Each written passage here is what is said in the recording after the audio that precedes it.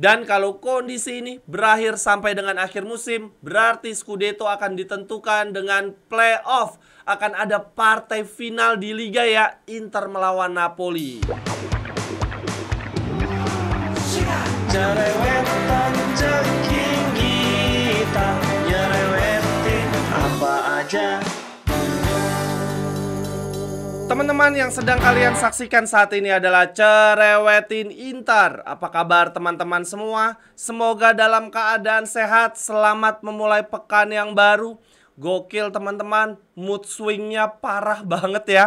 Kayaknya baru sekitar 3 atau 4 hari yang lalu. Aduh, itu dunia terasa surga ya. Makan siang, lauknya padahal biasa aja, tapi terasa nikmat.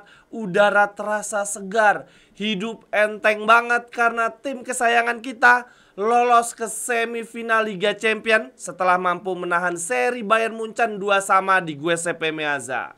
Tidak lama kemudian, hari Senin kemarin, semuanya berubah total. Mood berantakan karena tim kesayangan kita kebobolan di detik-detik terakhir oleh Bolonya. Inter bukan hanya kehilangan poin dari Bolonya, tetapi juga di papan klasemen sekarang poin kita dengan Napoli 71 sama. Di laga kemarin teman-teman, Inter memulai pertandingan dengan penuh tekanan.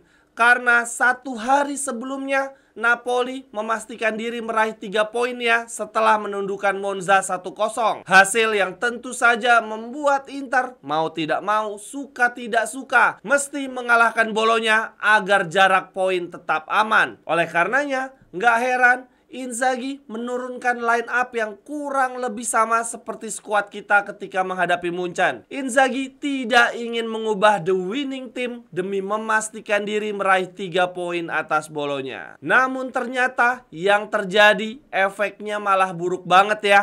Alih-alih kita mendapatkan 3 poin, line up yang diturunkan oleh Inzaghi tampak tidak memiliki energi. Kalau dilihat dari starting line up teman-teman, hanya Augusto dan Correa saja ya yang merupakan darah segar. Sementara 9 pemain lainnya adalah pemain yang sama seperti ketika kita menghadapi Munchen. Namun itu pun gue menganggap Correa kayak bukan darah segar lah, malah lebih kayak darah kotor ya, jadi beban tim. Aduh, performa dia kemarin parah banget, nggak mau duel udara, duel bola-bola bawah kalah terus. Terus yang biasanya Correa banyak turun ke tengah, ke belakang untuk membantu build up, di pertandingan kemarin sama sekali tidak tampak.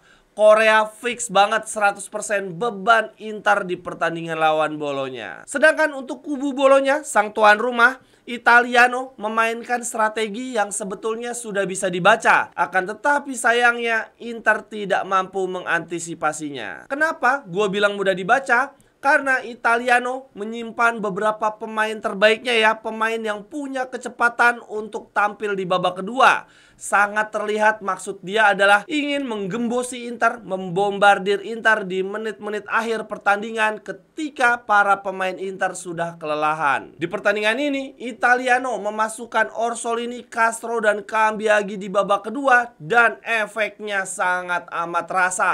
Kecepatan mereka membuat lini belakang kita pontang-panting. Oh ya, di pertandingan kemarin laga berjalan sangat fisikal, banyak benturan fisik dan kebetulan banget dapat wasit yang seneng banget niup peluit. Aduh, jalannya laga jadi nggak enak ya, dikit-dikit berhenti, dikit-dikit berhenti karena wasit doyan banget niup peluit. Untuk babak pertama, kedua tim sama-sama tidak membuat peluang berbahaya. Seperti contohnya, ini di menit 3 ada corner yang dieksekusi oleh Hakan Calhanoglu, disundul oleh Agus Rambut. Sebetulnya sundulannya sangat tajam, bola mengalir deras. Hanya saja akurasinya tidak tepat, masih melenceng ke sisi kiri gawang.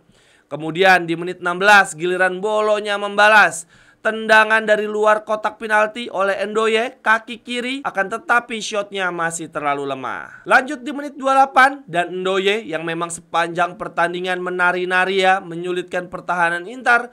Untuk yang kali ini berhasil lolos dari kawalan Acerbi. Dia menusuk ke kotak penalti, kirim bola ke tengah. Shot oleh Dalinga, tetapi bola beruntung sekali masih mampu diblok oleh Pavard. Lalu kemudian peluang terakhir di babak pertama diraih oleh Inter, lagi-lagi lewat sepak pojok. Bola dari Hakan Calhanoglu disundul dengan punggung oleh Bastoni, bola masih melambung tipis. Babak pertama ditutup dengan skor sama kuat, skor kacamata 0-0. Kemudian memasuki babak kedua teman-teman, seperti biasa gue berekspektasi Inter mencetak gol dan juga berharap Inter tidak kebobolan. Karena entah kenapa akhir-akhir ini Inter juga sangat mudah kebobolan di 15 menit awal babak kedua. Namun untuk di pertandingan kemarin 15 menit awal sama sekali tidak ada gol. Namun ada hal menarik yang terjadi di menit 55, yaitu perselisihan antara Italiano dan asisten manajer Inzaghi, Faris. Keduanya diusir keluar lapangan. Setelah itu teman-teman, pertandingan berjalan monoton. Kedua tim seakan sudah puas dengan hasil seri, sama sekali tidak ngotot untuk menembus pertahanan lawan. Lebih parah lagi Inter, sebagian besar ball possessionnya ada di sekitar Yann Sommer ya, bola cuma bolak-balik ke kaki kiper. Sampai akhirnya kerajaan api menyerang, bolonya memasukkan Orsolini, Castro dan Cambiaghi. Di 15 menit terakhir pertandingan, bolonya sangat berapi-api. Dan di satu sisi, Inzaghi kembali melakukan kesalahan yang sama, yaitu menarik Bastoni. Ya, yang sebetulnya tidak terelakkan lagi ya, karena Bastoni kena kartu kuning. Selain itu, Inzaghi juga menarik keluar Mkhitaryan, digantikan oleh Fratesi. Ya sudah, mau gimana lagi? Fratesi dan Jan Bisek di lapangan membuat permainan Inter menjadi sangat timpang. Di menit 86, bolonya mendapatkan peluang, crossing dari Holm disundul oleh Cambiaghi. Beruntung bola masih melebar. Lalu kemudian di menit 94 ada lemparan ke dalam ala-ala Arhani dari sisi kiri. Bola dilempar jauh masuk ke kotak penalti. Disundul oleh Bisek, bisa-bisanya nyundulnya malah ke belakang ya. Menjadi asis cantik bagi Orsolini yang menyelesaikannya dengan sangat amat ikonik. Gol kemenangan di detik terakhir yang menjadi darah perih bagi Inter dalam perburuan Scudetto. Menurut gua teman-teman, ada 3 momen vital di kebobolan kita dari Orsolini. Momen pertama adalah lemparan ke dalam sebelum terjadinya gol Orsolini. Ini teman-teman bisa lihat pada layar ya. Sebetulnya lemparan ke dalamnya ada di area permainan bolonya. Akan tetapi luar biasanya bolonya bikin lemparan ke dalam yang bergeser belasan meter. Padahal di dekat situ ada asisten wasit keempat ya, yang berdiri tidak jauh dari Inzaghi, dan juga wasit utama melihat kejadian tersebut. Tetapi pemain bolonya tidak ditegur, lemparan ke dalam tidak diulang. Dari lemparan ke dalam tersebutlah akhirnya dibuang oleh Pavard ya, yang kemudian lemparan ke dalam berikutnya menjadi pre-assist bagi Orsolini. Gila sih teman-teman, ini marotalik, sangat amat marotalik. Namun di lain sisi, Inter juga tidak bisa serta-merta menyalahkan kejadian ini ya sebagai penyebab kebobolan di menit akhir. Karena catatan gue yang berikutnya ya, momen vital berikutnya adalah secara taktik Inter parah banget. Masa iya, ini teman-teman bisa lihat sendiri, di kotak penalti ada 7 pemain Inter berhadapan dengan 4 pemain bolonya. Masa iya skema defensif kita 4 lawan 7 masih kalah juga. Kemudian momen vital yang ketiga adalah secara teknis ini merupakan kesalahan dari Jan Bisek dan Di Marco. Itu sundulan Jan Bisek teman-teman udah kayak amatiran ya. Padahal bola yang mengarah ke dia bukan bola-bola kencang, bukan bola-bola liar, tapi sundulannya tidak terarah ya, tidak membuang bola. Lalu kesalahan yang berikutnya tentu saja Di Marco ya teman-teman. Sekali lagi memperlihatkan betapa buruknya sisi defense dia. Kok ya bisa ngasih ruang tembak ke Orsolini, dia nggak menempel rapat. Padahal bola yang meluncur ke arah Orsolini itu bukan bola-bola crossing kencang ya, itu bola yang terhitung cukup lambat. Di Marco sebetulnya punya banyak waktu untuk menempel Orsolini. Dan lihat juga teman-teman bagaimana cara Di Marco memblok shot dari Orsolini ya, seperti ketakutan kena bola. Dan ini merupakan kesalahan kedua Di Marco berturut-turut ya, yang menyebabkan Inter kebobolan. Sebelumnya terjadi di pertandingan lawan Munchen, saat itu dia juga kalah duel one on one dengan Harry Kane.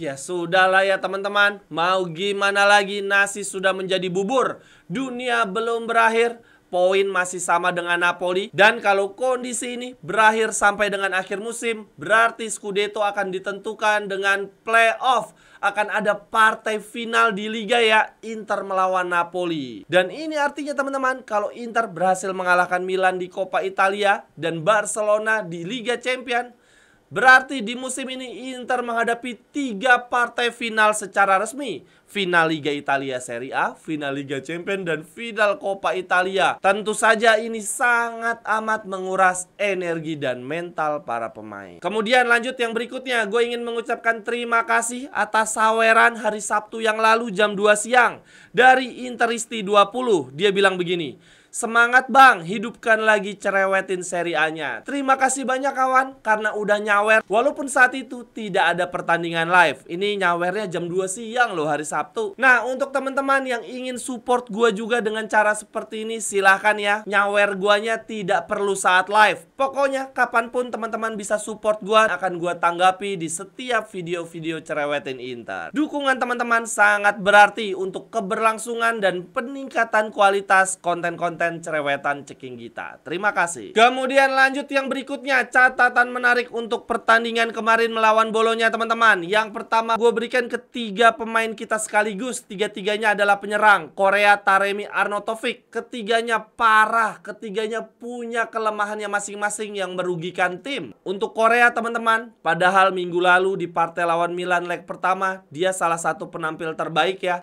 Kemarin di partai lawan Bolonya parah banget. Bahkan ini ada satu momen dia berdiri bebas tanpa penjagaan, mendapatkan bola yang juga relatif mudah. Tendangannya malah keluar stadion. Parah banget. Lalu untuk Taremi tidak kalah parah. Dia dimasukkan di babak kedua menggantikan Korea. Harapannya dapat menjadi pemecah kebuntuan.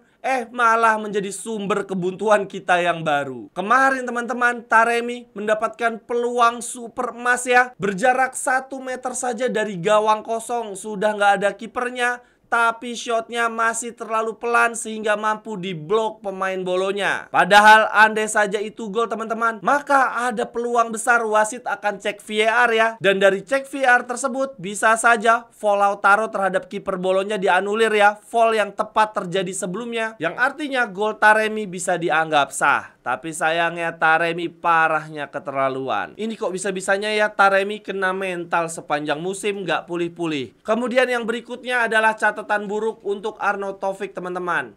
Benar, dia adalah penyerang terbaik kita di 2025 ya. Penyerang yang paling tajam setelah Lautaro saat ini.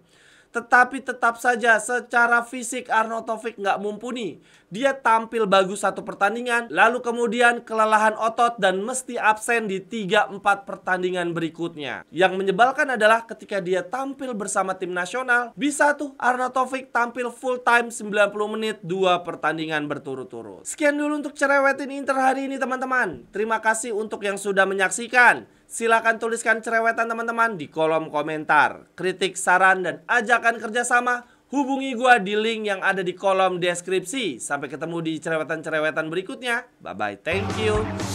Cerewetan ceking kita, nyerewetin apa aja.